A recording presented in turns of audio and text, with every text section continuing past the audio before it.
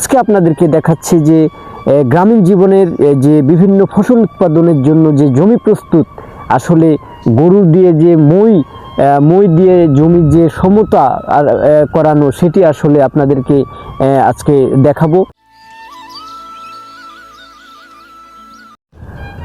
আসসালামু আলাইকুম। যারা অন্যান্য ধর্মাবলম্বী রয়েছেন তাদের প্রতি রইল আমার শুভেচ্ছা এবং ভালোবাসা।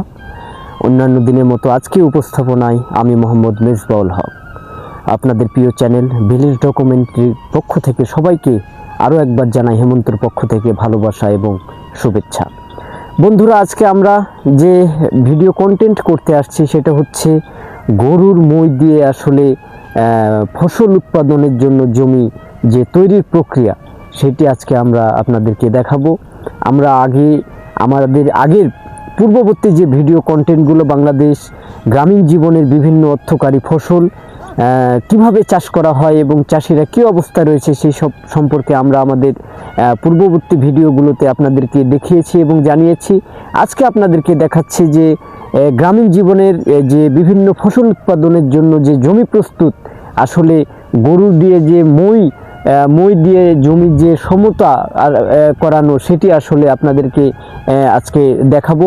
তো বন্ধুরা, আপনারা জানেন আমাদের আসলে বাংলাদেশ যখন আজ থেকে মোটামুটি 50 কিংবা 100 বছর আগে থেকে যখন চাষাবাদ হতো জমি, তখন কিন্তু এভাবেই আসলে গরুর হাল দিয়ে জমি একটা, দুইটা, তিনটা, চারটা এভাবে কিন্তু বেশ কয়েকটা চাষের পরে কিন্তু আসলে বিভিন্ন ফসলের বীজ রোপণ করা হতো।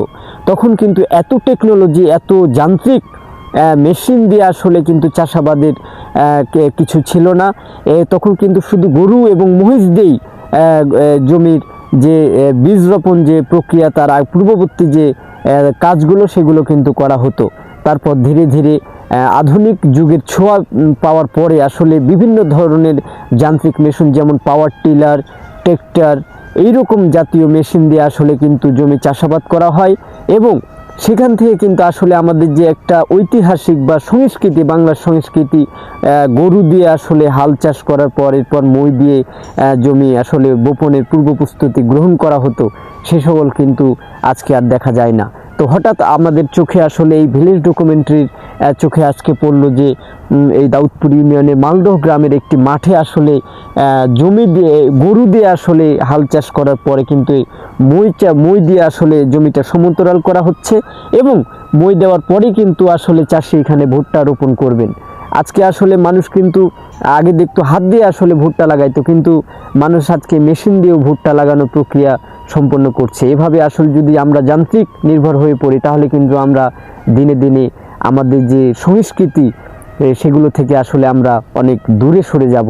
তাই আসুন আমরা যান্ত্রিকের প্রতি নির্ভরশীল না হয়ে আমাদের গ্রামীণ সংস্কৃতি, আমাদের বাংলার ঐতিহ্য রক্ষা করি এবং আমাদের যে এখনও যে গরু দিয়ে আসলে হাল চাষ করে মই দেওয়া হয়, সেটিও কিন্তু আজকে যে বহমান, তারও একটি চলন্ত আজকে একটি দৃষ্টান্ত। তো বন্ধুরা, আপনারা ভালো থাকবেন, সুস্থ থাকবেন। আমাদের ভিডিওটি যদি ভালো লেগে থাকে অবশ্যই আমাদের ভিডিওটি লাইক কিংবা একটি বেল বাটনে ক্লিক করে আমাদের চ্যানেলটি সাবস্ক্রাইব করবেন। আমরা আমাদের পরবর্তী ভিডিও নিয়ে আসব খুব শীঘ্রই, এবং আমাদের পরবর্তী ভিডিও দেখার জন্য আমাদের বেল বাটনে ক্লিক করুন। ভালো থাকবেন, সুস্থ থাকবেন। সবার দীর্ঘায়ু কামনা করে আমি বিদায় নিচ্ছি। মোহাম্মদ মেজবাউল হক। আসসালামু আলাইকুম। সবাইকে শুভ অপরাহ্ন।